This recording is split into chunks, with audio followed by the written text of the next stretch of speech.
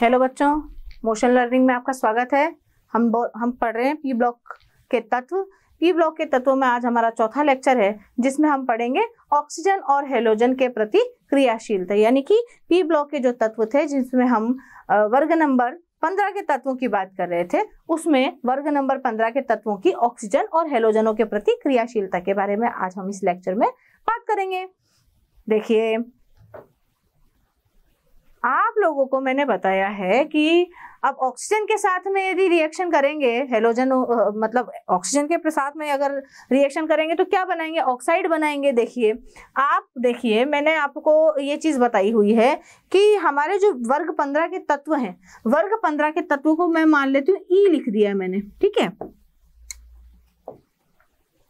वर्ग 15 के तत्वों को मैं लिख देती हूँ कैपिटल ई से, अगर मैं रिप्रेजेंट कर देती हूँ, समझिएगा, ठीक है। अब ई यानी कि वर्ग 15 के जितने भी तत्व हैं वो +3 और +5 दोनों ही तरह की ऑक्सीकरण संख्या प्रदर्शित करते हैं। तो वर्ग 15 के तत्व +3 और +5 दोनों ही तरह की ऑक्सीकरण संख्या प्रदर्शित करते हैं। अब ऑक्सीजन के साथ में यदि अभिक्रिया इनको प्रदर्शित करनी है, या ऑक्सीजन के साथ में ये अभिक्रिया यदि शो करना चाहते हैं, तो देखिए ऑक्सीजन के ऊपर कितना चार्ज होता है बेटा? 2- बोलिए, होता है ऑक्सीजन के ऊपर 2- चार्ज। इधर भी देखिएगा आप, ऑक्सीजन के ऊपर कितना होता है चार्ज?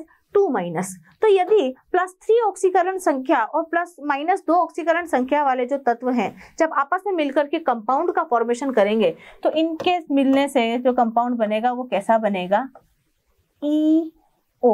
बोलो, ई और ओ तो रहेगा ही। ई मतलब 15वें वर्ग के तत्व और ऑक्सीजन अपना O, ठीक है।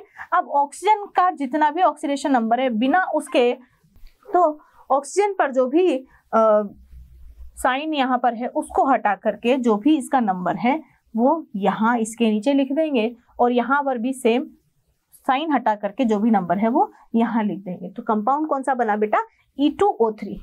इसी प्रकार से यदि +5 ऑक्सीकरण संख्या वाले अगर ऑक्साइड बनाते हैं तो किस प्रकार के ऑक्साइड बनाएंगे? देखिए, E2 और O5।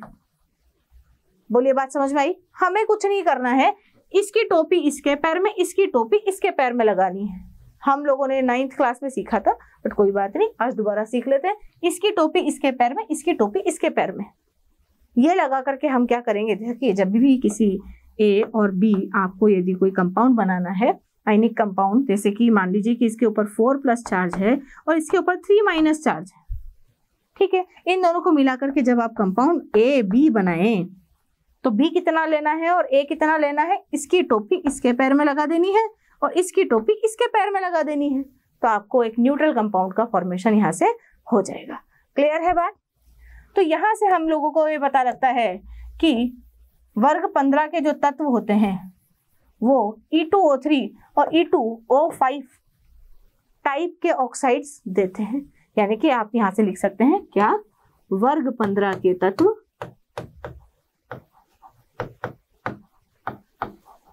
E2O3 व E2O5 प्रकार के ऑक्साइड बनाते हैं। बोलिए, बनाते हैं। समझ में आई बात? ऑक्साइड बनाते हैं।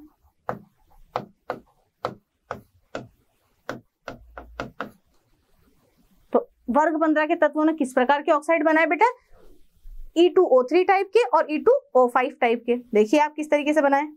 अब आपको पता है वर्ग 15 में 3 तरह के तत्व पाए जाते हैं। धातुएं भी होती हैं, अधातुएं भी होती हैं और उपधातुएं भी होती हैं। और उपधातुएं धातुओं और अधातुओं दोनों के ही लक्षण प्रदर्शित करती हैं। तो जो धातु ऑक्साइड होते हैं बेटे, तो 2 तरह के ऑक्साइड मिलेंगे। या तो आपको धातु ऑक्साइड मिलेंगे,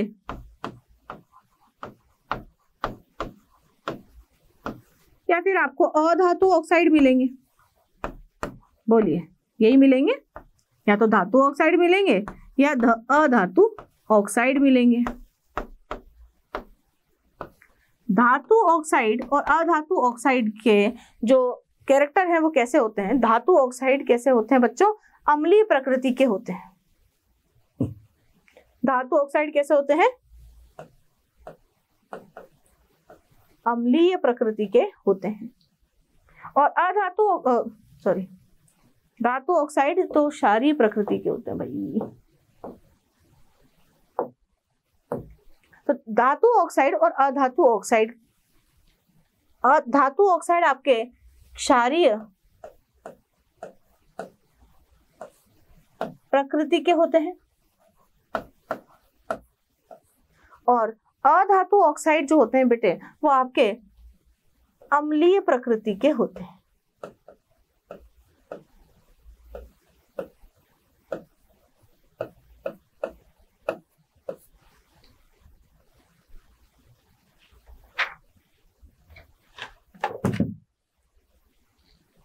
और जो आपके धातु ऑक्साइड अधातु ऑक्साइड के अलावा जो बचे वो कौन हुए आपके उपधातु के ऑक्साइड।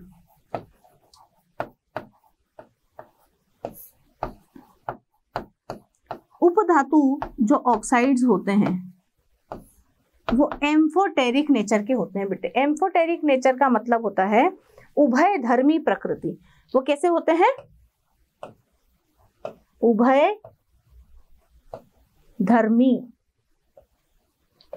प्रकृति के होते हैं। बोलिए बात समझ में आई? तो अगर मैं इस टाइप के ऑक्साइड का एग्जाम्पल लूं जैसे कि N2O3, P2O3, AS2O3, Sb2O3 और Bi2O3, इन सभी ऑक्साइडों में यदि मैं इनकी प्रकृति के बारे में आपको बताऊं तो आप जानते हैं कि आपके जो एम्फोटेरिक जो होते हैं वो कौन से होते हैं? उपधातु ऑक्साइड। तो बताइए इसमें से धातु कौन है और अधातु कौन है? नाइट्रोजन और फास्फोरस दोनों ही कैसी हैं बेटे? अधातुएं हैं। अधातुएं हैं तो इन दोनों के ही ऑक्साइड कैसे होंगे बच्चों? अम्लीय प्रकृति के होंगे। कैसे होंगे? अम्लीय प्रकृति के होंगे। जबकि उपधातु आर्सेनिक और एंटीमनी इन दोनों के ही जो ऑक्साइड होंगे वो कैसे होंगे बच्चों? उभय धर्मी।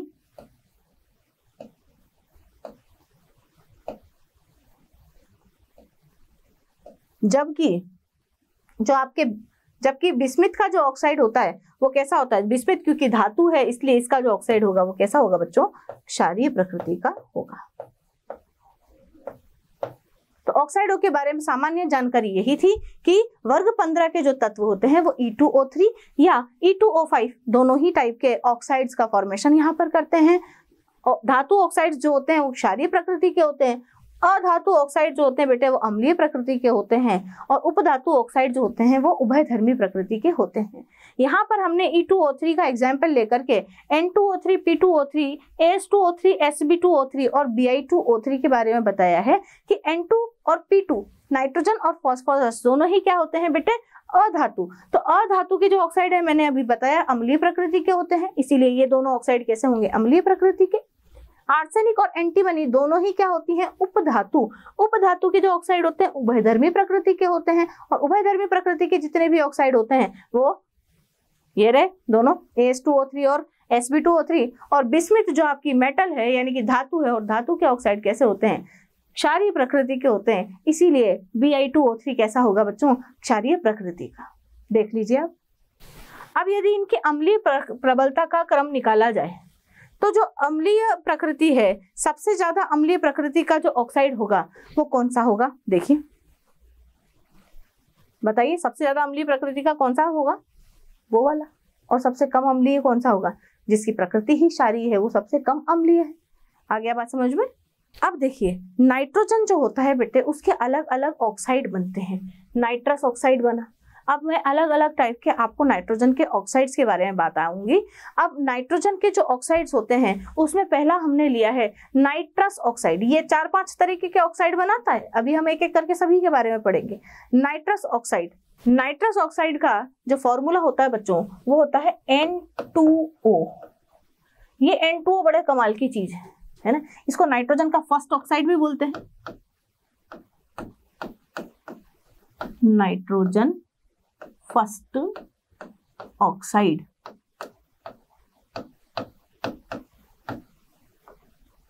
या फिर इसको डाई नाइट्रोजन मोनोऑक्साइड भी बोलते हैं,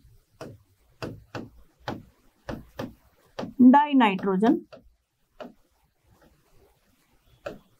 मोनोऑक्साइड।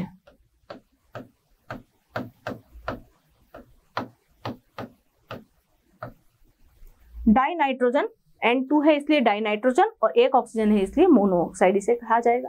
ये बहुत कमाल की चीज है, इसे हास्य गैस के नाम से भी जाना जाता है, इसे हास्य गैस के नाम से भी जाना जाता है। देखा होगा आप लोगों ने, कई बार ऐसी गैस छोड़ दी जाती है फिल्मों में जिसकी वजह से लोग हंसने लगते हैं, है ना। तो ये हास्य गैस है, रेस्पॉन्सिबल है लोगों के हंसाने के लिए। तो हंसते हंसते कट जाए रास्ते, अपना भी कटेगा। देखिए N2O, N2O क्या है? नाइट्रस ऑक्साइड, जो कि हास्य गैस के नाम से भी जानी जाती है। डाई नाइट्रोजन मोनोऑक्साइड भी कहा जाता है इसको, या फिर नाइट्रोजन का फर्स्ट ऑक्साइड भी इसे कहा जाता है। अब ये दिखती कैसी है? कैसी भी नहीं दिखती। ये कैसी होती बेटा? रंगहीन। ये कैसी गैस होती है बेटे? इसके बारे में देखिए, ये होती है रंगहीन, इसका कोई कलर नहीं होता। ये रंगहीन गैस होती है, गंधहीन, इसमें किसी प्रकार की गंध नहीं आती है, ना खुशबू आती है ना बदबू आती है, वो तो बाद में पता लगता है जब हंसी आती है। नाइट्रस ऑक्साइड, हंसने के लिए रेस्पॉन्सिबल गैस कौन सी? Nitrous oxide. रंगहीन और गंधहीन गैस होती है। इसकी स्ट्रक्चर कैसी होती है? रेखीय होती है, यानी कि इसकी संरचना जो देखी जाए, संरचना कैसी होती है इसकी? रेखीय, यानी कि लीनियर। लीनियर किस प्रकार की? इधर देखिए, संरचना पर गौर करेंगे। आप लोगों को पता है कि नाइट्रोजन के बाह्यतम कोश में 5 इलेक्ट्रॉन होते हैं और ऑक्सीजन के बाह्यतम कोश में 6 इलेक्ट्रॉन होते हैं। अब नाइट्रोजन और ऑक्सीजन के जो इलेक्ट्रॉन है, इनके साझेदारी से किस प्रकार से संयोजक बंध बनते हैं, उन्हें आप संरचना में देखेंगे कि नाइट्रोजन 2 है यहाँ पर, तो भैया 1 2 3 हो गए इसके 5। इस वाले नाइट्रोजन के भी 3 बना देते हैं, 1 2 3, और ये 2 यहां पर मैं बना देती हूँ। इलेक्ट्रॉनिक स्ट्रक्चर जरा ध्यान से देखें, बहुत काम की स्ट्रक्चर है बच्चों। देखिएगा, ये वाले 3 इलेक्ट्रॉन तो आपस में इलेक्ट्रॉनों की साझेदारी से सहसंयोजक बंध बनाएंगे। अब ये रहा आपका ऑक्सीजन। कितने सहसंयोजक बंध बने बेटे? 3 सहसंयोजक बंध बने। अब आपको पता है ऑक्सीजन आता है, ऑक्सीजन के पास में कितने इलेक्ट्रॉन होते हैं बच्चों? 6 इलेक्ट्रॉन होते हैं इसके आउटर मोस्ट शेल में, बाह्यतम कोश में 6 इलेक्ट्रॉन। अब ये जो ऑक्सीजन है, इसको कितने इलेक्ट्रॉनों की आवश्यकता है अपना ऑक्टेट कंप्लीट करने के लिए? 2 इलेक्ट्रॉनों की। बताइए, दोनों नाइट्रोजन का ऑक्टेट कंप्लीट हो गया का? अष्टक। वही 5 तो इसके थे, 3 की साझेदारी हो गई, 5 इसके थे, 3 की साझेदारी हो गई, 5 और 3 दोनों होते हैं 8, दोनों का अष्टक पूरा। बताइए, ऑक्सीजन के साथ में इसको बंध बनाने की आवश्यकता है? नहीं है, बट ऑक्सीजन को है, तो ऑक्सीजन आएगा, नाइट्रोजन भैया मेरे साथ में बंध बनाओ। तो नाइट्रोजन भैया बोलेंगे बेटा कैसे बनाओ, हमारा तो अष्टक पूरा हो गया, क्योंकि बनाओ, हमारे को तो जरूरत है। भैया बोल दिया है तो बनाना भी पड़ेगा। कैसे बनाएंगे? तो ऑक्सीजन इसको सुझाता है कि मेरे को नहीं पता, आप नाइट्रोजन हो, आपके पास में लोन पेयर है, या तो आप एक काम करो, ये लोन पेयर मुझे दान कर दो। तो नाइट्रोजन की भी बात समझ में आ जाती है कि ठीक है, बनाना तो बंद है ही सही, इतनी रिक्वेस्ट कर रहा है। तो ये जो लोन पेयर है नाइट्रोजन जो है, किसको डोनेट कर देता है बच्चों? इसको डोनेट कर देता है। और लोन पेयर के डोनेशन से जो बनने वाला बंध है, नाइट्रोजन ने दिया, इसने लिया, ये हो गया दाता, वो हो गया ग्राही, दोनों के बीच में जो बंध बना वो क्या हुआ? उपसहसंयोजक बंध। और उपसहसंयोजक बंध मैं शुरू से बताती आ रही हूँ, एक तरह का सहसंयोजक बंध होता है। तो इस तरीके से इन दोनों के बीच, तीनों के बीच में जो बॉन्डिंग है वो हो जाती है। अब इसने दिया है तो इसके ऊपर बताइए प्लस चार्ज आएगा कि नहीं आएगा, और इसने ले लिया है तो इसके ऊपर माइनस चार्ज आएगा। बोलिए, ऐसा ऐसा होता है। तो ये नाइट्रस ऑक्साइड की स्ट्रक्चर है। बोलिए, है? अब बताओ, 2 इलेक्ट्रॉन दिए, मतलब पूरी तरीके से दिए नहीं है, बस साझेदारी हुई है इस तरीके से। तो यहाँ इस पर 2 प्लस चार्ज आएगा और इस पर 2 माइनस, क्योंकि इसने लिए हैं। दाता और ग्राही परमाणु के बीच में इसी तरह का संबंध होता है। अब ये नाइट्रोजन इस नाइट्रोजन से बातचीत करेगा, बोलेगा कि यार ऑक्सीजन आया था और ऐसी ऐसी बात हम लोगों में हुई और मैंने इसके साथ में इस तरीके से बंध बना लिया और मेरे ऊपर धनावेश आ गया, है ना।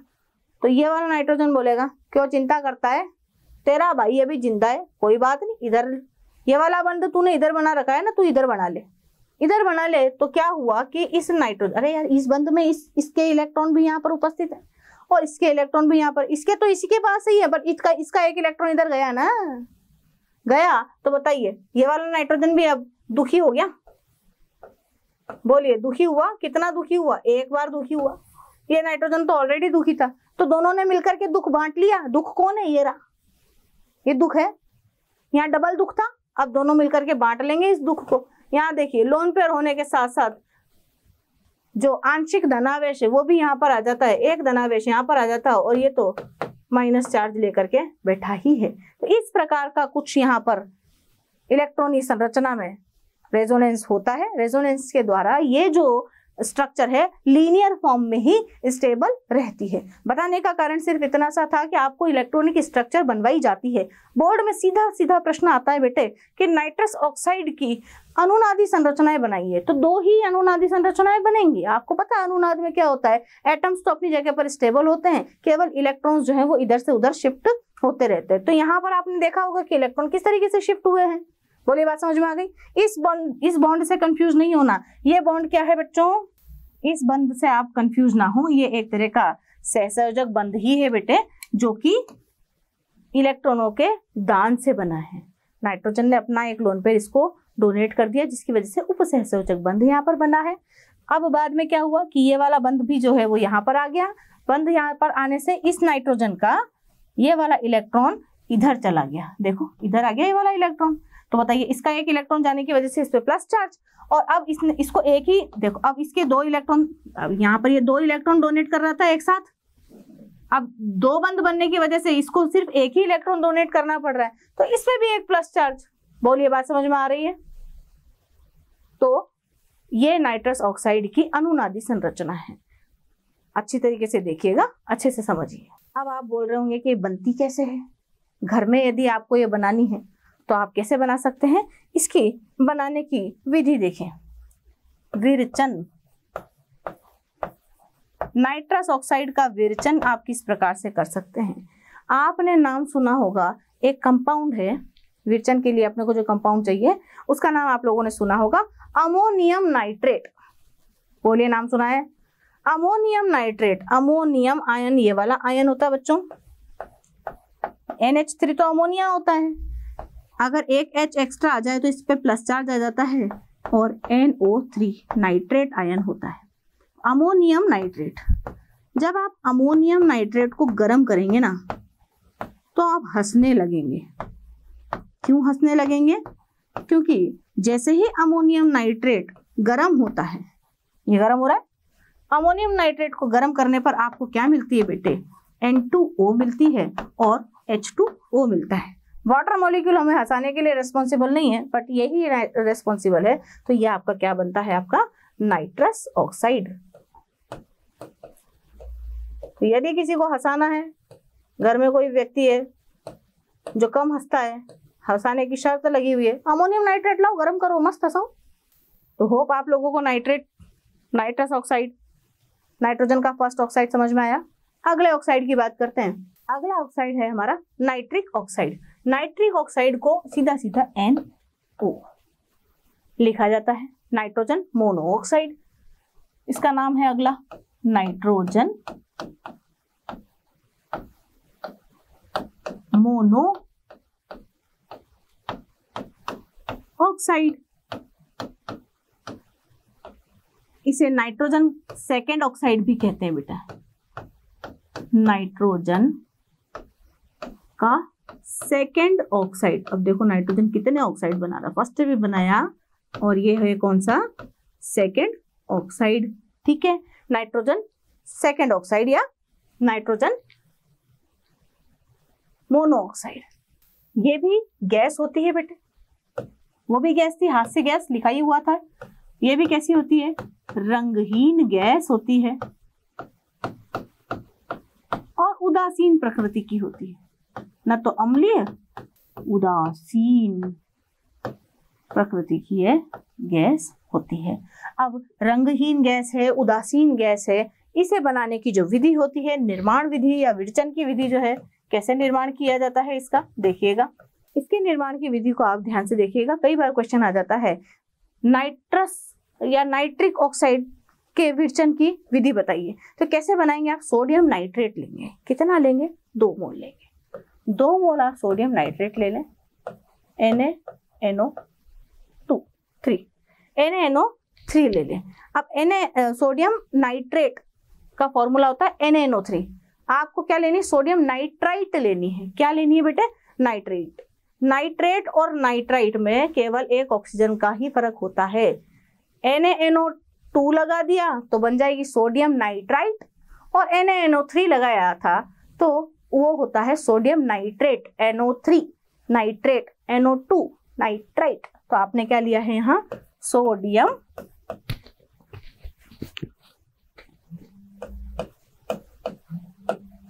नाइट्राइट। सोडियम नाइट्राइट की अभिक्रिया जो है आप फेरस सल्फेट के साथ में करवाइए।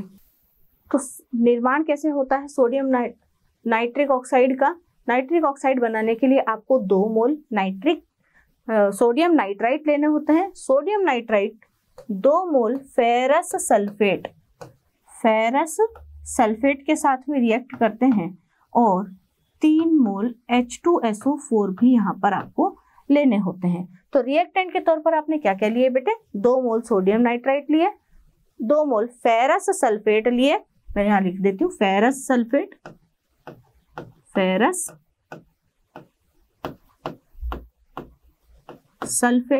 और ये H2SO4 यानी कि सल्फ्यूरिक अम्ल। जब इनकी अभिक्रिया आपस में होती है परख नली में, तो आपको मिलता है ये फेरस सल्फेट जो है वो फेरिक सल्फेट में कन्वर्ट हो जाता है बच्चों। किस में कन्वर्ट हो जाता है, फेरिक सल्फेट में। ये फॉर्मूला किस तरीके से बना है ये मैं आपको पहले बता चुकी हूँ, इसकी टोपी उसके पैर में, उसकी टोपी इसके पैर में। वो फॉर्मूला लगा करके आप यहाँ पर फेरस सल्फेट से क्या बना लेंगे, फेरिक सल्फेट बना लेंगे, यानी कि ये वाला सल्फेट भी इधर से आ गया, ये H2O यहाँ से निकल जाएगा, NaHSO4 की फॉर्म में, सोडियम बाइसल्फेट की फॉर्म में, और H2O भी यहाँ से एज ए साइड प्रोडक्ट निकल जाएगा, ट्वाइस ऑफ H2O, और हमारा जो रिक्वायर्ड प्रोडक्ट है NO वो आपको यहाँ से मिल जाएंगे। और इसके कितने मोल मिलेंगे बच्चों, 2 मोल। यानी कि NO के विरचन की जो विधि है उसमें सोडियम नाइट्राइट फेरस सल्फेट के साथ में रिएक्ट करता है 3 मोल H2SO4 के साथ की प्रेजेंस में, तो ये बन जाता है ferric sulphate, sodium bisulphate. Water molecule निकालने के बाद जो हमारी गैस होती है वो कौन सी है, नाइट्रिक ऑक्साइड, नाइट्रोजन का सेकेंड ऑक्साइड। बोलिए विरचन की विधि आप लोगों को समझ में आई, देख लें अच्छे से। इसकी संरचना को आप ध्यान से देखिए, इसमें एक नाइट्रोजन और एक ऑक्सीजन है। इन दोनों के ही बीच में इलेक्ट्रॉनों की साझेदारी किस प्रकार से हो रही है उसकी सारी ही पॉसिबल रेजोनेटिंग स्ट्रक्चर्स में यहाँ पर बनाने वाली हूँ। कैसे बनेगी देखें, यहाँ पर एक नाइट्रोजन है जिसके पास में आपको पता है कि 5 इलेक्ट्रॉन होते हैं, 1 2 3 4 और ये 5, ठीक है। और ऑक्सीजन के पास में 6 इलेक्ट्रॉन होते हैं, 1 2। मैं इस ऑक्सीजन के जो इलेक्ट्रॉन्स हैं इनको जरा क्रॉस से यहाँ पर डिनोट कर देती हूँ ताकि आप लोगों को समझने में थोड़ी आसानी हो। देखिए नाइट्रोजन के इलेक्ट्रॉन्स को मैं क्रॉस से डिनोट कर देती हूँ, ठीक है। अब यहाँ पर इन दोनों इलेक्ट्रॉनों की साझेदारी से जो बंध बनेगा वो सहसंयोजक बंध बनेगा, जिसकी वजह से ऑक्सीजन पर 2 लोन पेयर और नाइट्रोजन पर 1 लोन पेयर और एक अयुग्मित इलेक्ट्रॉन बचेगा। बोलिए स्ट्रक्चर समझ में आई। अब इसी की रेजोनेटिंग स्ट्रक्चर में क्या हो कि ये वाला जो अयुग्मित इलेक्ट्रॉन है वो भी यहाँ पर बंध में पार्टिसिपेट करे, यानी कि क्या इस तरीके से भी संभव हो सकता है कि ये इस तरीके से थे। अब ये वाला इलेक्ट्रॉन बोल रहा है कि नहीं मैं भी पार्टिसिपेट करूंगा, मेरा भी योगदान होना चाहिए, तो भाई आजा अपन दोनों मिल करके क्या बंध बना लेते हैं, उपसहसंयोजक बंध। देखो ये भी इलेक्ट्रॉन नाइट्रोजन का और ये वाला इलेक्ट्रॉन भी नाइट्रोजन का, दोनों ही नाइट्रोजन के इलेक्ट्रॉन मिलकर के बंध बना रहे हैं, यानी कि नाइट्रोजन ने अपना लोन पेयर इसको डोनेट कर दिया इस प्रकार से। तो एक तो सहसंयोजक बंध हुआ और एक जो है वो उपसहसंयोजक बंध हुआ। ये सहसंयोजक बंध और ये उपसहसंयोजक बंध यहाँ पर है। तो ऑक्सीजन के पास में कितने इलेक्ट्रॉन बच गए? 1 2 3 4 5 और 6 इलेक्ट्रॉन। बताइए, अब यहाँ पर ये वाला इलेक्ट्रॉन अयुग्मित रह गया। अब ऑक्सीजन की बारी। ऑक्सीजन से कहा जाए कि भैया ऐसा है, आपके पास भी बहुत सारे लोन पेयर हैं, है ना, तो एक बार जरा आप भी अपना लोन पेयर डोनेट करो। तो क्या अच्छी बात है कि इस वाले इलेक्ट्रॉन को यहाँ पर ले आते हैं। किस प्रकार से? देखिएगा कि ये नाइट्रोजन है और ये ऑक्सीजन है। अब की बार ऑक्सीजन की बारी है सहसंयोजक उपसहसंयोजक बंध बनाने की। तो बताइए, दोनों ही इलेक्ट्रॉन किसके हैं? ऑक्सीजन के। ऑक्सीजन के इलेक्ट्रॉनों को हमने क्रॉस से डिनोट किया है। बोलिए, ऑक्सीजन के इलेक्ट्रॉनों को हमने क्रॉस से डिनोट किया है। तो ये तो बन गया उपसहसंयोजक बंध। देखिए आप इस तरफ, और एक नाइट्रोजन का इलेक्ट्रॉन एक ऑक्सीजन के इलेक्ट्रॉन के साथ साझा करके बनाए सहसंयोजक बंध। तो अब ऑक्सीजन के पास में कितने इलेक्ट्रॉन बचे? 3 तो इधर काम में आ गए, 3 यहाँ पर बच जाएंगे। देखिए 1 2 और 3, यानी कि एक लोन पेयर और एक अयुग्मित इलेक्ट्रॉन। और नाइट्रोजन के कितने? एक ही इलेक्ट्रॉन पार्टिसिपेट हुआ है, तो 5 में से सिर्फ 1 इलेक्ट्रॉन की साझेदारी हुई है, बाकी 2 लोन पेयर के रूप में उपस्थित होंगे। इस तरीके से यहाँ भी मैं बना देती हूँ आपको इलेक्ट्रॉन 1 2 3 4 5 और 1 और 2। ठीक है, तो यहाँ पर आप देखेंगे कि इलेक्ट्रॉनों की किस प्रकार से साझेदारी हुई है। अब इस साझेदारी में देखिए आप किस प्रकार से इलेक्ट्रॉन की साझेदारी हुई। पहले तो दोनों ने ईमानदारी से 1 इलेक्ट्रॉन तेरा 1 इलेक्ट्रॉन मेरा, दोनों ने मिलकर के 2 सहसंयोजक बंध बना लिए। फिर क्या कहा कि देखो मैं लोन पेयर डोनेट कर रहा हूँ, ये लो लोन पेयर डोनेट कर दिया, उपसहसंयोजक बंध बना लिया और एक साझेदारी रखी। इस तरीके से बंध बना, और एक बंध बना कि अब एक बार मैंने बनाया, अब एक बार तू बना भाई, है ना। तो इस तरीके से यहाँ पर कार्यक्रम संपन्न हुआ नाइट्रोजन और ऑक्सीजन के बीच का। बोलिए, इसी प्रकार से हुआ। अब इस कार्यक्रम में आप लोगों को नजर आ रहा होगा कि एक अयुग्मित इलेक्ट्रॉन, देखिए आप लोगों को एक अयुग्मित इलेक्ट्रॉन नजर आ रहा है। देखिए ये एक अयुग्मित इलेक्ट्रॉन नाइट्रोजन का, एक अयुग्मित इलेक्ट्रॉन ऑक्सीजन पर और एक अयुग्मित इलेक्ट्रॉन वापस ऑक्सीजन पर नजर आ रहा है। तो अयुग्मित इलेक्ट्रॉन की उपस्थिति की वजह से ये कैसे हो जाते हैं? चुंबक के प्रति आकर्षित होने लगते हैं। अयुग्मित इलेक्ट्रॉन की उपस्थिति का मतलब ही है कि वो कैसा होगा बच्चों? अनुचुंबकीय प्रकृति का होगा। बोलिए, होगा। तो एक अयुग्मित इलेक्ट्रॉन की उपस्थिति के कारण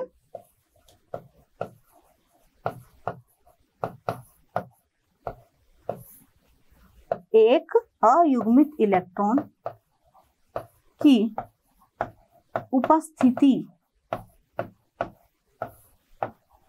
के कारण यह अनुचुंबकीय प्रकृति का होता है, यानी कि जो चुंबक के प्रति आकर्षित हो, मैग्नेटिक फील्ड की तरफ आकर्षित होने वाले, अनुचुंबकीय प्रकृति दर्शाता, और साथ ही साथ एक ढीला द्विलक भी बनाता है। किस प्रकार बनाता है? जरा इधर देखेंगे। ढीला द्विलक किस प्रकार से ये बनाएगा? देखिए, एक बार तो नाइट्रोजन पर और एक बार ऑक्सीजन पर क्या है? अयुग्मित इलेक्ट्रॉन। तो ये इस प्रकार से अपने आप को व्यवस्थित कर लें और डबल बॉन्ड के पार्शियल कैरेक्टर यहाँ पर भी डेवलप कर लें इस प्रकार। तो बताइए, ये एक द्विलक बनाया कि नहीं बनाया? और ये किसकी वजह से बनाया है? अयुग्मित इलेक्ट्रॉन की वजह से। तो निम्न अनुसार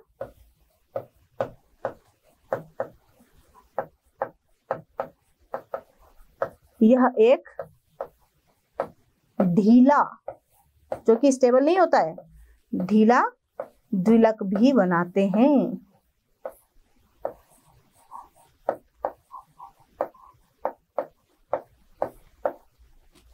इसलिए NO को N2O2 भी लिख देते हैं कई लोग। होता क्या है? नाइट्रिक ऑक्साइड का फॉर्मूला है NO, यानी कि नाइट्रोजन का मोनोऑक्साइड, और नाइट्रोजन का सेकेंड ऑक्साइड भी इसको कहा जाता है, जो कि एक रंगहीन और उदासीन गैस होती है। बनती कैसे? 2 मोल सोडियम नाइट्राइट 2 मोल फेरस सल्फेट के साथ में 3 मोल ऑफ H2SO4 की प्रेजेंस में जब रिएक्ट करते हैं तो 1 मोल फेरिक सल्फेट देते हैं और 1 मोल आपको सोडियम बाइसल्फेट देते हैं। और 2 मोल यहाँ से H2O के निकलते हैं। साथ ही साथ हमको हमारा जो रिक्वायर्ड प्रोडक्ट है, जो कि सबसे पहले लिखा जाना चाहिए पर मैंने बाद में लिखा है ताकि आपको ये पता लगे कि एलिमिनेशन किन किन का हुआ है।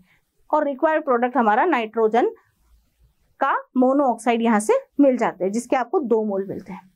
अब इसकी संरचना की जब बात हुई तो देखिए संरचना में एक बार तो 2 सहसंयोजक बंध बने, एक बार नाइट्रोजन की तरफ से एक उपसहसंयोजक बंध बना और एक बार ऑक्सीजन की तरफ से उपसहसंयोजक बंध बनके इस तरह की 3 इसकी रेजोनेटिंग स्ट्रक्चर यहाँ पर आपको प्राप्त हुई, अनुनादी संरचनाएं आपको प्राप्त हुई। अब इन अनुनादी संरचनाओं से हम लोगों को ये पता लगा कि इसमें भाई एक अयुग्मित इलेक्ट्रॉन है। अब एक अयुग्मित इलेक्ट्रॉन उपस्थित है तो इसका मतलब ये कैसा है, अनुचुंबकीय प्रकृति का है और ये इस प्रकार का द्विलक भी बनाता है। अगला जो ऑक्साइड है वो है हमारा die nitrogen trioxide. Die nitrogen trioxide का जो फॉर्मूला होता है N2O3 होता है। इसे डाई नाइट्रोजन ट्राईऑक्साइड, इसे नाइट्रोजन का थर्ड ऑक्साइड भी बोलते हैं। कौन सा ऑक्साइड बेटा, नाइट्रोजन का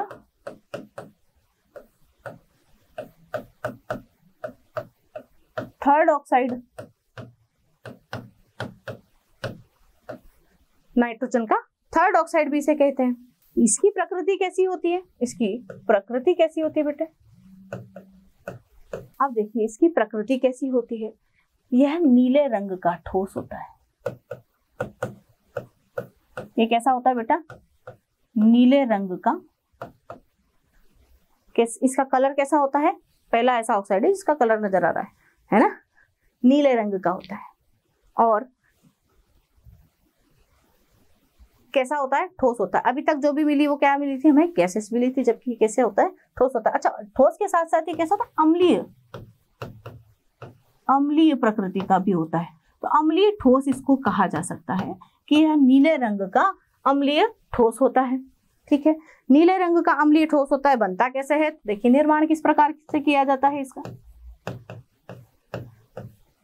इसका निर्माण करने के लिए आपको नाइट्रोजन मोनोऑक्साइड, बोलिए थोड़ी देर पहले हमने यही ली थी, नाइट्रोजन मोनोऑक्साइड और N2O4 आने वाला ऑक्साइड अब की बार जो हम पढ़ेंगे, इसके 2 मोल और इसका 1 मोल लेना होता है और इसे बहुत तेज गर्म करना पड़ता है। कितना तेज गर्म, 230 डिग्री सेल्सियस तक।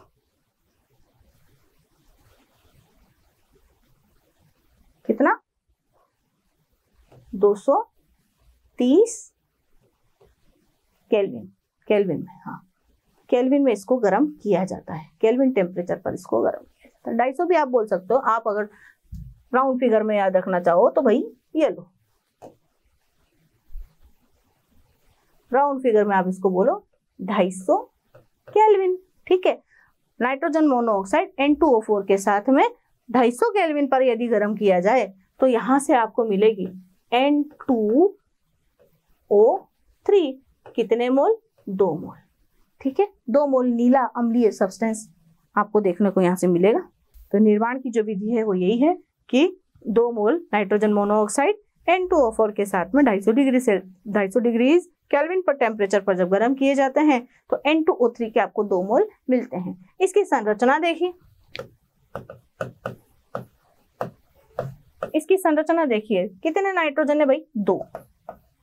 अच्छी बात है। और दोनों के बीच में ऑक्सीजन कितने बटे हुए हैं, 3। तो नाइट्रोजन के पास में आपको पता है कितने इलेक्ट्रॉन होते हैं बच्चों, 5। तो एक एक इलेक्ट्रॉनों की साझेदारी से तो दोनों नाइट्रोजन जुड़ जाएंगे।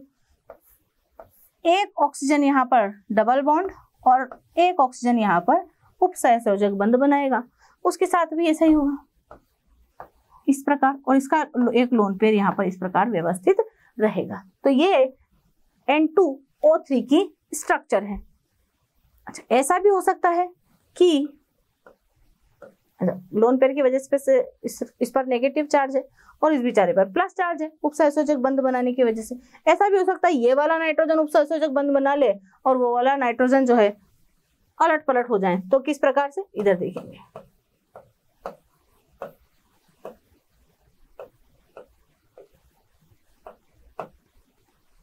और ये इस प्रकार, तो ये इसकी अनुनादी संरचनाएं हैं। इसके बारे में सिर्फ इतना ही। इसके बाद में हम अगला ऑक्साइड पढ़ेंगे, नाइट्रोजन डाइऑक्साइड। जैसे कार्बन डाइऑक्साइड होता है ना, वैसे ही नाइट्रोजन डाइऑक्साइड का भी फॉर्मूला होता है CO2 की तरह फॉर्मूला होता है NO2। ये नाइट्रोजन का फोर्थ ऑक्साइड है। कौन सा ऑक्साइड है बेटा? Nitrogen fourth oxide. ठीक, इसको नाइट्रोजन परऑक्साइड भी बोल देते हैं कई लोग, अच्छी बात है। नाइट्रोजन परऑक्साइड भी इसको बोल देते हैं। अब इसका निर्माण कैसे होता है देखेंगे।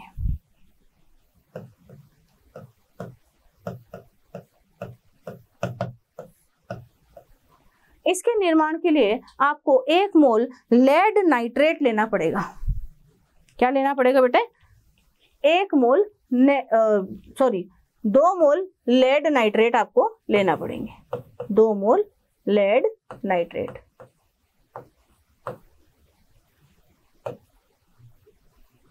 लेड नाइट्रेट आप लोगों को यहाँ पर लेना पड़ेगा। लेड नाइट्रेट जो है गर्म करने के बाद में लेड ऑक्साइड में कन्वर्ट हो जाता है बच्चों, और आपको देता है नाइट्रोजन का डाइऑक्साइड। नाइट्रोजन का डाइऑक्साइड, बहुत सारा नाइट्रोजन डाइऑक्साइड मिलता है, और यहाँ से ऑक्सीजन जो है वो निकल जाती है। ठीक है, तो लेड नाइट्रेट को जब आप गर्म करते हैं तो लेड ऑक्साइड और नाइट्रोजन डाइऑक्साइड आपको मिलता है, और ऑक्सीजन जो है वो गैस के रूप में बाहर निकल जाती है। लेड नाइट्रेट से जो नाइट्रोजन डाइऑक्साइड आपको मिली है, ये भूरे लाल रंग की गैस होती है। कैसी होती है बेटा इसकी प्रकृति? ये भूरे लाल रंग की गैस होती है।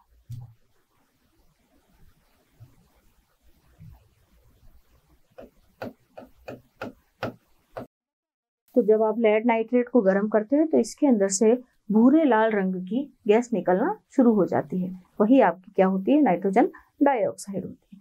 नाइट्रोजन डाइऑक्साइड की जो संरचना है, यदि हम उसे देखें, देखिए संरचना किस प्रकार की होती है इसकी। एक नाइट्रोजन है, 2 ऑक्सीजन जुड़े हुए हैं, एक तो बना लेगा 2 इलेक्ट्रॉनों के साझेदारी से डबल बॉन्ड, और एक जो है एक लोन पेयर ले लेगा।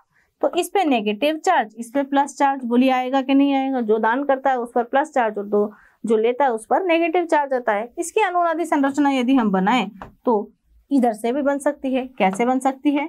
कि अब की बार ये वाला ऑक्सीजन लोन पेयर ले ले और ये वाला सहसंयोजक बंध बना ले, तो अभी भी इसके ऊपर प्लस चार्ज और इस पे माइनस चार्ज आ जाएगा। बोलिए इस तरह की जो संरचना बनी, ये दोनों ही अनुनादी संरचनाएं हैं, और इनकी शेप कैसी है बेटा? ये कैसे होते हैं? वी शेप की, वी शेप्ड, वी आकार की। उल्टा वी कैसे बनता है? वी ऐसे बनता है, उल्टा वी। पेन से बनाया है मैंने, देखिए उल्टा वी।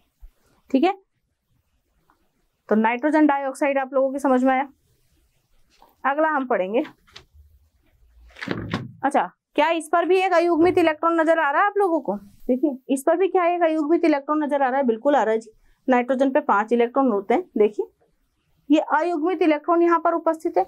इस अयुग्मित इलेक्ट्रॉन की वजह से ये भी कैसा होगा? अनुचुंबकीय प्रकृति का होगा, और ये भी द्विलक का निर्माण करेगा। बोलिए करेगा। अयुग्मित इलेक्ट्रॉन उपस्थित है, देखिए अयुग्मित इलेक्ट्रॉन के कारण क्या है? कैसा है ये? अनुचुंबकीय। कैसा है बच्चों? अनुचुंबकीय प्रकृति का ये है। अनुचुंबकीय प्रकृति का है तो ये जो एक इलेक्ट्रॉन पेयर है, जो ये अयुग्मित इलेक्ट्रॉन है, ये भी आपस में दोनों मिलकर के किसका निर्माण कर लेते हैं? द्विलक का निर्माण कर लेते हैं। किस प्रकार से करते हैं? देखिएगा कि भाई एक नाइट्रोजन का डाइऑक्साइड अपने अयुग्मित इलेक्ट्रॉन की हेल्प से दूसरे नाइट्रोजन के डाइऑक्साइड के साथ में सहसंयोजक बंध बना लेता है, और इस प्रकार का एक द्विलक बना लेता है।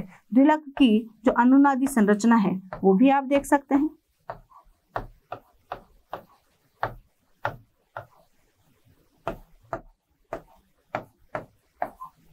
एक बार ऊपर एक बार नीचे, इस तरीके से इसकी अनुनादी संरचनाएं आपको देखने को मिलेगी।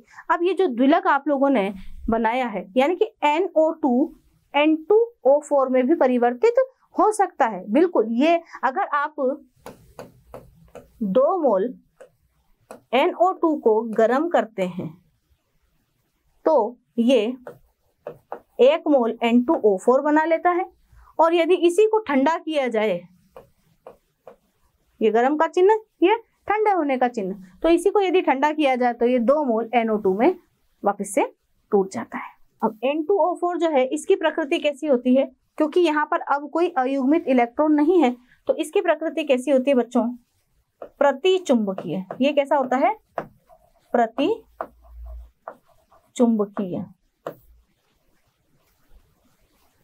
ये प्रतिचुंबकीय प्रकृति का होता है, और ये अनुचुंबकीय प्रकृति का होता है। ये कैसा है, रंगीन है, जबकि ये कैसा होता है बेचारा, ये रंगहीन होता है। यानी कि सारा खेल टेम्परेचर का है। अगर आपने टेम्परेचर बढ़ा दिया, देखिए सारा खेल टेम्परेचर का है। टेम्परेचर बढ़ाने या घटाने पर ये द्विलक में और मोनोमर में कन्वर्ट हो जाते हैं। यदि टेम्परेचर कम है तो देखो, जब सर्दी ज्यादा होती है तो बच्चे अपने मम्मी के पास कैसे सुकड़ के सो जाते हैं, तो वहां क्या बनता है, द्विलक बनता है। तो देखिए, यदि आपने टेम्परेचर कम किया तो बनेगा द्विलक, और यदि टेम्परेचर बढ़ा दिया तो मम्मी कहती दूर से ठंड गर्मी लग रही है ना। तो जब ऐसा होता है ना, अरे 2 भाई बहन, 2 भाई कमरा शेयरिंग करके रहते हैं, है ना, कमरा शेयरिंग करके रहते हैं, तो सर्दियों में मस्त मजे से सोते हैं एक ही रजाई में। देखो, तो 2 भाई एक रजाई में, ठंड लग रही है, और गर्मी के दिनों में तू हट, गर्मी लग रही है, ठीक है ना। तो द्विलक बनता है ठंडा होने पर, और मोनोमर बनता है कब, गर्म होने पर। मोनोमर जो होता है वो रंगीन होता है, जबकि द्विलक जो होता है वो प्रतिचुंबकीय होता है, क्योंकि वहां पर कोई भी अयुग्मित इलेक्ट्रॉन उपस्थित नहीं है, और कैसा होता है, रंगहीन होता है। Dinitrogen pentoxide. डाइनाइट्रोजन पेंटाऑक्साइड का फॉर्मूला होता है बच्चों N2O5। N2O5 dinitrogen pentoxide. इसे नाइट्रोजन का 5th ऑक्साइड भी बोलते हैं।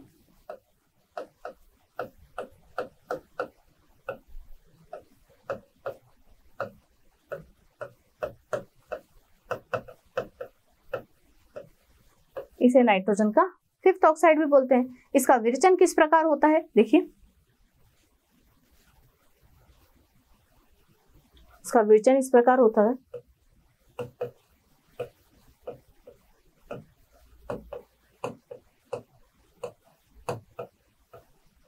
जब 4 नाइट्रिक अम्ल एक P4O10 के साथ में रिएक्ट करते हैं तो इसका क्या होता है बच्चों, विरचन होता है। डाइनाइट्रोजन पेंटाऑक्साइड बनती है। डाइनाइट्रोजन पेंटाऑक्साइड के 2 मोल आप लोगों को यहाँ से मिलेंगे।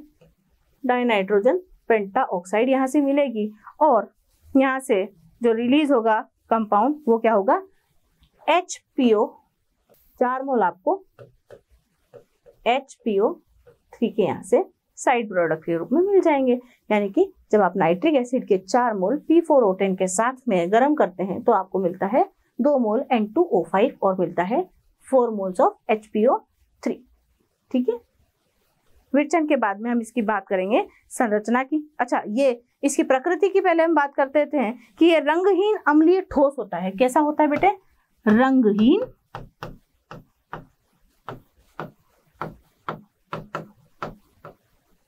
अम्लीय ठोस होता है। इसकी संरचना की बात करें, इसकी संरचना के बारे में यदि बात करें तो बताइए, N2O5, अभी अपन ने N2O4 पढ़ा था, N2O4 की तरह ही इसकी भी संरचना होगी। अब इसके भी आपको पता है कि डबल बॉन्ड से तो एक ऑक्सीजन इधर, एक ऑक्सीजन इधर। बोलिए, N2O4 अपन ने थोड़ी देर पहले बनाया था, ये देखिए N2O4 इसी प्रकार बनाया गया था, और एक एक अयुग्मित इलेक्ट्रॉन यहाँ उपस्थित था। पर अभी अपने पास में ऑक्सीजन कितने हैं, 5, तो 2 इस भाई को मिल गए, 2 इस भाई को मिल गए, और एक ऑक्सीजन का क्या हो गया, साझा।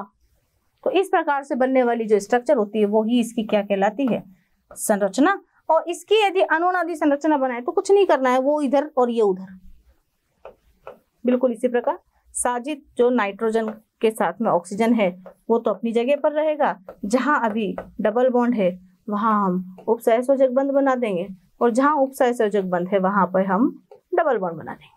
तो ये इसकी अनुनादी संरचना यहाँ पर उपस्थित है। अब N2O5 जो है नाइट्रिक अम्ल का एनहाइड्राइड भी कहलाता है। क्या कहलाता है बेटा? N2O5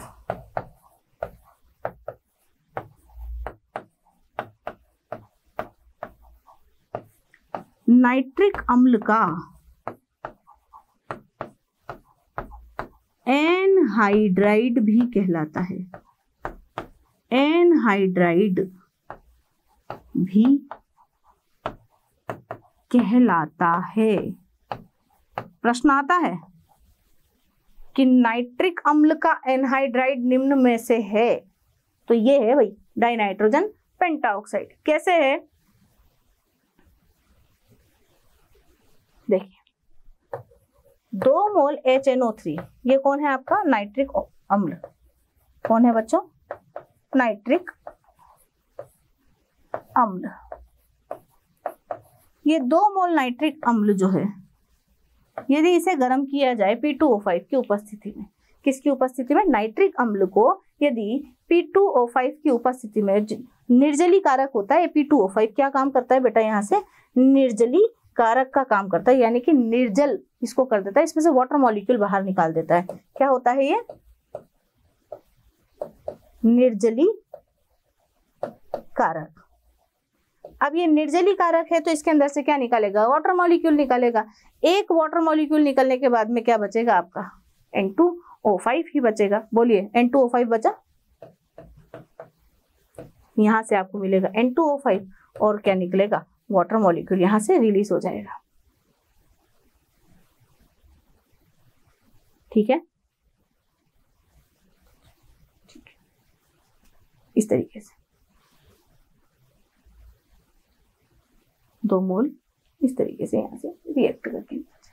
एनहाइड्राइड का मतलब ही होता है बच्चों कि ऐसा कंपाउंड जिसमें से H2O बाहर निकल जाए, यानी कि H2O के निर्जलीकरण के बाद में ऐसा कंपाउंड जिसमें से निर्जलीकरण हो जाए या जिसका निर्जलीकरण हो जाए, यानी कि H2O के निर्गम की वजह से जो भी कंपाउंड बनते हैं उन्हें क्या कहा जाता है? एनहाइड्राइड। क्योंकि एन का मतलब ही है नहीं रहा, कौन नहीं रहा? Hydride, H2। ठीक है, तो जब भी आप किसी का एनहाइड्राइड पढ़े समझ जाइएगा कि H2O अगर इसमें जुड़ जाएगा तो ये जिस कंपाउंड का एनहाइड्राइड है वो बन जाएगा। N2O5 में आप वाटर मॉलिक्यूल जोड़ो, HNO3 के मॉल आपको मिलेंगे। तो ये है अपना डाइनाइट्रोजन पेंटाऑक्साइड।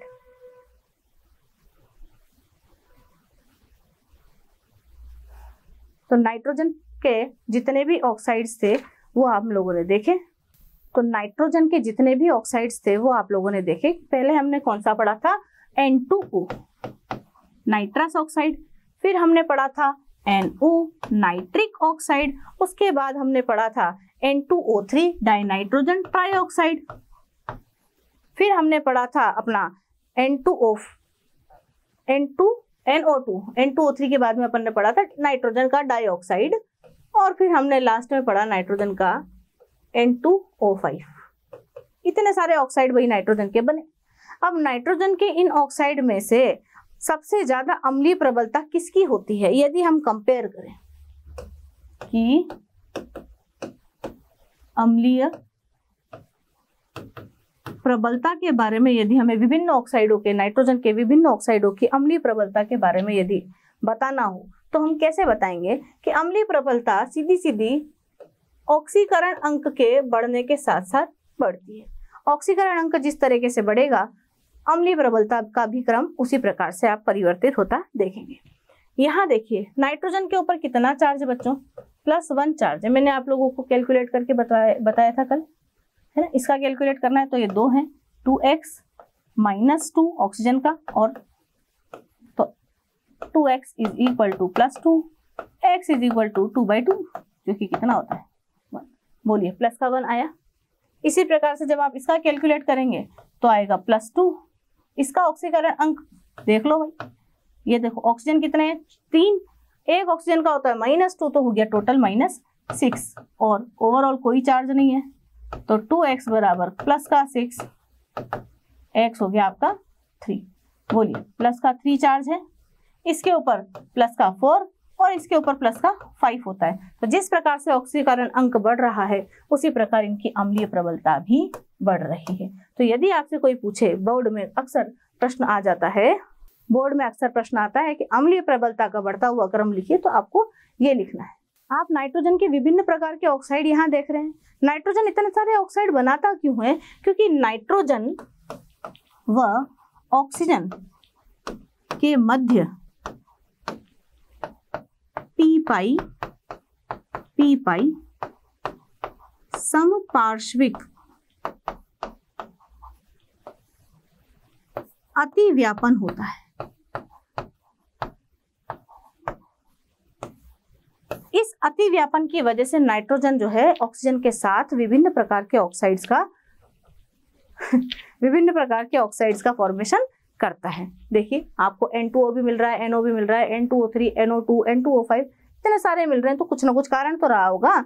पी पाई संपार्श्विक अतिव्यापन की वजह से क्या होता है कि एक से ज्यादा टाइप के कंपाउंड्स का यहाँ पर फॉर्मेशन होता है। पी पाई संपार्श्विक अतिव्यापन आप 11th क्लास के टॉपिक्स में पढ़ चुके हैं। ये अपना नेक्स्ट टॉपिक है हैलाइड्स। अब देखिए नाइट्रोजन फैमिली के जितने भी मेंबर्स हैं वो हैलाइड्स कैसे बनाते हैं। मैंने आप लोगों को बताया हुआ है क्वेश्चन में कि कई बार बताया हुआ है कि कंपाउंड कैसे बनता है। तो नाइट्रोजन फैमिली के जो हैलाइड्स होते हैं वो कौन कौन से होते हैं? देखिए EX3 और EX5 टाइप के, यानी कि हैलाइड्स जो हैं नाइट्रोजन फैमिली के मेंबर्स कितने टाइप के बनाते हैं बच्चों? 2 टाइप के। कौन कौन से? EX3 और EX5 टाइप के। अब इनको बोलते हैं ट्राई हैलाइड्स, क्योंकि देखो 3 है ना, ये ट्राई हैलाइड्स। और इनको बोलते हैं पेंटा हैलाइड्स, यानी कि 5 हैलोजन वाला पेंटा हैलाइड्स। ठीक है। अब देखिए कौन कौन पेंटा हैलाइड बनाएंगे, कौन कौन ट्राई हैलाइड बनाएंगे, उसके बारे में बात करेंगे। तो सबसे पहली बात हम करते हैं नाइट्रोजन की। देखिए आपका जो नाइट्रोजन है बेचारा, the first member of the family है ना, पहला ही आदमी है अपने फैमिली का। तो नाइट्रोजन जो है ना बेटा वो पेंटा हैलाइड नहीं बनाता। अब इससे पूछा जाएगा कि भाई क्यों नहीं बनाते हो आप? नहीं बनाता। जब आपके साथ भी कोई भेदभाव नहीं किया गया है, आपको भी 5 ही इलेक्ट्रॉन अपने आउटर मोस्ट शेल में दिए गए हैं, तो फिर आप पेंटा हैलाइड क्यों नहीं बनाते? तो ये बोलेगा सर मैं बना तो लूं पर मेरे पास रिक्त डी कक्षक नहीं है ना। भैया नाइट्रोजन जो है वो सेकंड ग्रुप का एलिमेंट है, सेकंड पीरियड का एलिमेंट है, और सेकंड पीरियड का एलिमेंट है, इसका मतलब आउटर मोस्ट शेल जो है या बाह्यतम कोश जो है वो कौन सा है? दूसरा। और दूसरे शेल में डी कक्षक नहीं होते, तो क्यों नहीं बनाता है? रिक्त डी कक्षक इसके पास में नहीं होते। रिक्त डी कक्षकों की अनुपस्थिति होती है इस पर।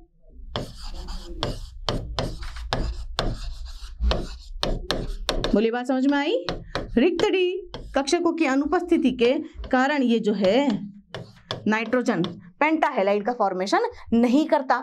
ठीक है, अच्छी बात है। तो कौन कौन करते हैं फिर? फास्फोरस करता है, आर्सेनिक करता है, बिस्मिथ भी नहीं करता है। देखिए रिक्त डी कक्षक नहीं है तो यह अष्टक का प्रसार नहीं कर पाएगा, के कारण अष्टक का प्रसार नहीं कर पाता। देखो पूरा ही लिख देती हूं, के कारण, अरे भाई अष्टक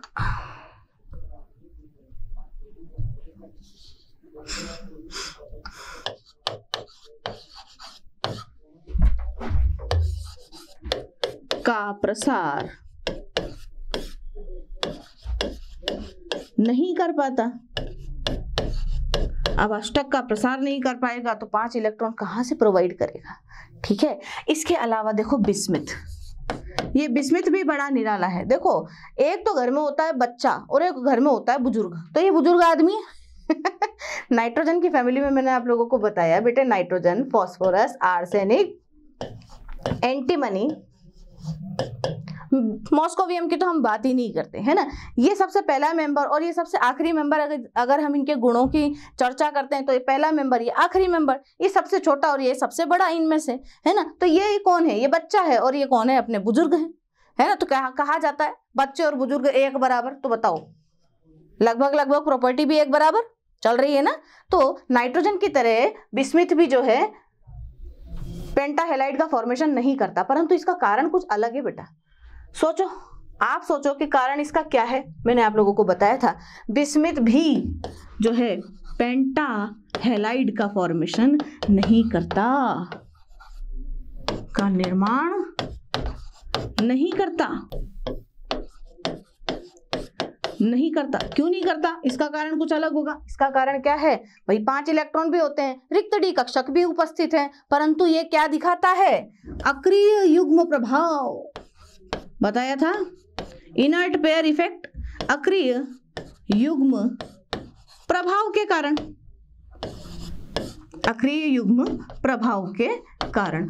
अक्रिय युग्म प्रभाव के कारण क्या होता है कि S के जो NS2 के जो इलेक्ट्रॉन्स हैं वो बॉन्डिंग में पार्टिसिपेट नहीं करते हैं, और बिस्मिथ के जो अंदर वाले शेल के जो 2 इलेक्ट्रॉन्स हैं वो बॉन्डिंग में पार्टिसिपेट नहीं करने के कारण उन्हें कहते हैं अक्रिय युग्म, और इस प्रभाव को कहा जाता है अक्रिय युग्म प्रभाव। बोलिए, बात समझ में आई? अब एक होता है केमिस्ट्री का सबसे बदमाश आदमी है फ्लोरीन। कौन है भैया? फ्लोरीन। ठीक है, तो सिर्फ और सिर्फ यहाँ पर एक स्पेशल पॉइंट ये है कि BiF5 बनता। क्यों बनता है भाई? जब आप पेंटाहेलाइड बना ही नहीं रहे हो तो बिस्मिथ पेंटाफ्लोराइड कैसे बना रहे हो? नाम है ना इसका बिस्मिथ पेंटाफ्लोराइड। बिस्मिथ पेंटाफ्लोराइड क्यों बना रहे हो? क्योंकि फ्लोरीन कौन है? बदमाश आदमी, सबसे ज्यादा इलेक्ट्रोनेगेटिव एलिमेंट। तो ये क्या करता है? कोई सा भी प्रभाव हो, अक्रिय युग्म अक्रिय युग्म, अपने को तो इलेक्ट्रॉन मांगता है, तो बताओ इधर से इलेक्ट्रॉन मांग लेगा, अक्रिय युग्म प्रभाव को खारिज कर देगा। हम नहीं मानते अक्रिय युग्म प्रभाव, हम तो बदमाश आदमी, हम नहीं मानते लॉ, है ना। फ्लोरीन का क्या बोलता है? Fluorine is cheater element of chemistry बेटा, सबसे ज्यादा इलेक्ट्रोनेगेटिव एलिमेंट होता है। तो ये क्या करता है? बिस्मिथ के अक्रिय युग्म के इलेक्ट्रॉनों को भी अपनी तरफ आकर्षित कर लेता है और पेंटाहेलाइड का फॉर्मेशन कर लेता है। बोलिए, बात समझ में आई? कारण क्या है इसका? इलेक्ट्रोनेगेटिविटी ऑफ फ्लोरीन, फ्लोरीन की विद्युत ऋणता इसका कारण है। ठीक है, अब BF3 या अब ट्राइहेलाइड तो बनाएगा, पेंटाहेलाइड तो नहीं बना रहा, पर ट्राइहेलाइड तो बनाएगा बिस्मिथ। तो बिस्मिथ जो है ट्राइहेलाइड बनाता है ना, उसमें से केवल BF3 आयनिक होता है, बाकी के जितने भी हेलाइड्स होते हैं वो आयनिक नहीं होते। BiF3 केवल आयनिक होता है, या केवल BiF3 आयनिक होता है, ऐसे लिखना ज्यादा ठीक रहेगा। ये लो जी, केवल बिस्मिथ का ट्राइफ्लोराइड आयनिक होता है, जबकि अन्य नहीं। जितने भी फ्लोराइड या हेलाइड आप बनाएंगे बिस्मिथ के, उसमें से सिर्फ और सिर्फ BiF3 ही अकेला ऐसा कंपाउंड होगा बेटा जो आयनिक प्रकृति का होगा। इसके अलावा कोई भी कंपाउंड आयनिक प्रकृति का यहाँ पर नहीं होगा। तो हेलाइड्स के बारे में आप लोगों को बात समझ में आई कि ट्राइहेलाइड्स भी बनेंगे, पेंटाहेलाइड्स भी बनेंगे। अब उसमें से नाइट्रोजन जो है वो पेंटाहेलाइड नहीं बनाएगा। नाइट्रोजन पेंटाहेलाइड यदि नहीं बना रहा है तो क्यों नहीं बना रहा है? उसका कारण क्या है बेटे? रिक्त डी कक्षकों की अनुपस्थिति। रिक्त डी कक्षक अनुपस्थित है तो अष्टक का प्रसार नहीं हो रहा है, तो अंदर वाले जो 2 इलेक्ट्रॉन है वो बाहर के शेल में जा नहीं पा रहे, क्योंकि शेल ही नहीं है, कहाँ जाएंगे बेचारे। ऐसे ही बिस्मिथ का भी पेंटाहेलाइड नहीं बनता। क्यों नहीं बनता? अक्रिय युग्म प्रभाव के कारण। अक्रिय युग्म प्रभाव मैं आपको समझा चुकी हूँ। फिर भी BF5 बनता है। क्यों बनता है? क्योंकि फ्लोरीन की इलेक्ट्रोनेगेटिविटी दुनिया में सबसे ज्यादा होती है। हाँ जी, दुनिया में सबसे ज्यादा electronegative, the most electronegative element is fluorine. Clear? अब BiF3 जो है वो आयनिक होता है, बाकी के सारे जो होते हैं वो आयनिक नहीं होते हैं। तो हेलाइड्स में इतना ही। अब एक प्रश्न कीजिए आप, देखिए प्रश्न है कि EX3 यानी कि ट्राइहेलाइड्स की तुलना में EX5 अधिक सहसंयोजक होते हैं। क्यों? क्योंकि देखिए इसका जवाब कौन देंगे? अपने फैजान भाई साहब, है ना। एक आदमी है फैजान। फैजान ने एक रूल दिया था बच्चों। रूल क्या था कि भाई सहसंयोजक लक्षण जो हैं, सहसंयोजक लक्षण या सहसंयोजक प्रकृति जो है वो किस पर डिपेंड करती है बच्चों? डायरेक्टली प्रोपोर्शनल होती है आपके ऑक्सीकरण अंक के। और भी बहुत सारी चीजें दी थी, समय समय पर सारी चीजें बताई जाएंगी। तो सहसंयोजक लक्षण जो है वो ऑक्सीडेशन नंबर के डायरेक्टली प्रोपोर्शनल होता है। तो आप देखिए भाई EX3 यानी कि ट्राइहेलाइड, ठीक है, ट्राइहेलाइड में E का ऑक्सीकरण अंक कितना है भाई? E का ऑक्सीकरण अंक कितना है बच्चों? +3 है। कैसे निकाला? पता है, x पे -1 होता है, 3x है तो 3 माइनस, तो इस पे 3 का प्लस, ठीक है। और इसी प्रकार से EX5 जो है उस पर कितना होता है? E का ऑक्सीडेशन अंक जो है वो कितना होता है बच्चों? +5। तो भैया अभी ये भी बताया गया है कि ऑक्सीडेशन नंबर जैसे जैसे बढ़ेगा सहसंयोजक गुण जो है वो उसी प्रकार से प्रदर्शित करेंगे। जिसका ऑक्सीकरण अंक कम उसकी ध्रुवणता भी कम और उसका सहसंयोजक लक्षण भी कम। ध्रुवणता, ये सब एक दूसरे के डायरेक्टली प्रोपोर्शनल होते हैं। जितना ज्यादा ऑक्सीडेशन नंबर होगा सहसंयोजक लक्षण भी उतने ही ज्यादा होंगे और ध्रुवणता भी उतनी ही ज्यादा होगी। ध्रुवणता उतनी ज्यादा होगी तो ऑक्सीडेशन नंबर +3 होने की वजह से इसका सहसंयोजक लक्षण कम और ऑक्सीकरण अंक +5 होने की वजह से EX5 जो है अधिक सहसंयोजक होते हैं। होप समझ में आया होगा बेटा आप लोगों को। नेक्स्ट,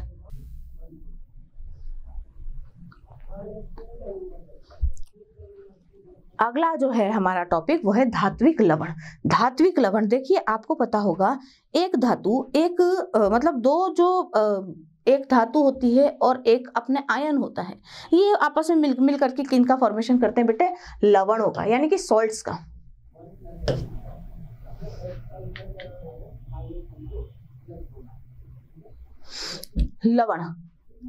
लवणों का फॉर्मेशन करते हैं। उसमें एक तो प्लस चार्ज होता है और एक माइनस चार्ज होता है। अब देखिए हम क्या पढ़ रहे हैं? धात्विक लवण, ठीक है। अब बिस्मिथ के अलावा नाइट्रोजन फैमिली के जितने भी तत्व हैं वो सभी के सभी धात्विक लवणों का फॉर्मेशन करते हैं। बिस्मिथ क्यों नहीं करता है? कोई बता सकता है? अरे भाई बिस्मिथ खुद ही धात्विक लक्षण दर्शाता है ना, बिस्मिथ खुद ही धातु है तो वो धात्विक लवण कैसे बनाएगा? ठीक है, तो धातुओं के साथ में अभिक्रिया कर करके नाइट्रोजन, फास्फोरस, आर्सेनिक ये सब के सब क्या बनाएंगे? धात्विक लवण बनाएंगे। तो मैं बता दूं बिस्मिथ के अतिरिक्त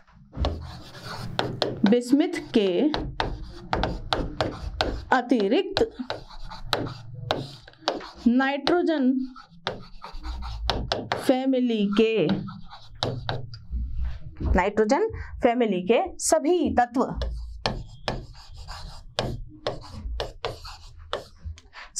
तत्व धन विद्युती, बेटा मेटल्स कैसी होती हैं? धन विद्युती धातुओं के साथ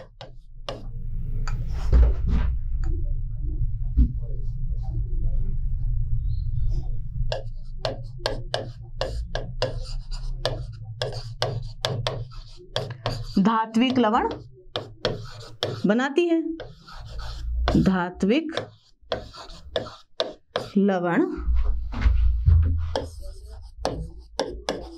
बनाते हैं। बिस्मिथ क्यों नहीं बनाता है? बिस्मिथ खुद ही धात्विक होता है। धातु के साथ में अभिक्रिया करके तो अलॉय बना सकती है, मिश्र धातु बना सकती है, लवण थोड़ी बना सकती है। अब देखिए आप लवण कौन कौन से देखने को मिलते हैं। अब आपको देखिए जैसे आपने कैल्शियम, अब आपको पता है भाई कैल्शियम के ऊपर 2+ चार्ज होता है।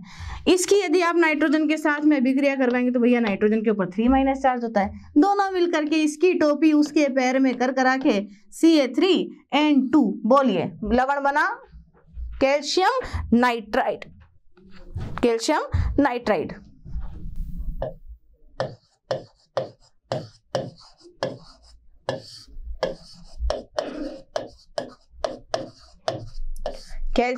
नाइट्राइड। इसी प्रकार से कैल्शियम फॉस्फाइड भी बनेगा। देखिए वही Ca3P2।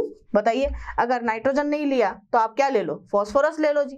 फॉस्फोरस अगर कैल्शियम के साथ में लवण बनाएगा तो क्या कहलाएगा? कैल्शियम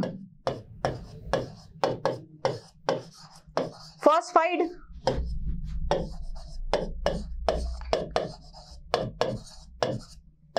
कैल्शियम फॉस्फाइड बनेगा।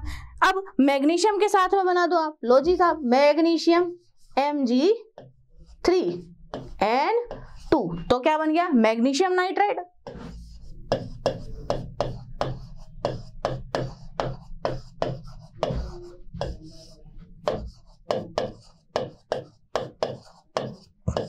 मैग्नीशियम नाइट्राइड बना दिया मैग्नीशियम के साथ में, जिंक के साथ में बना दो आप, लो जी Zn3Sb2, लो जी जिंक के साथ में एंटीमनी का बना दिया, तो अब नाम क्या हो जाएगा, जिंक एंटीमोनाइड। क्या नाम हो जाएगा बेटे, जिंक एंटीमोनाइड, एंटीमोनाइड।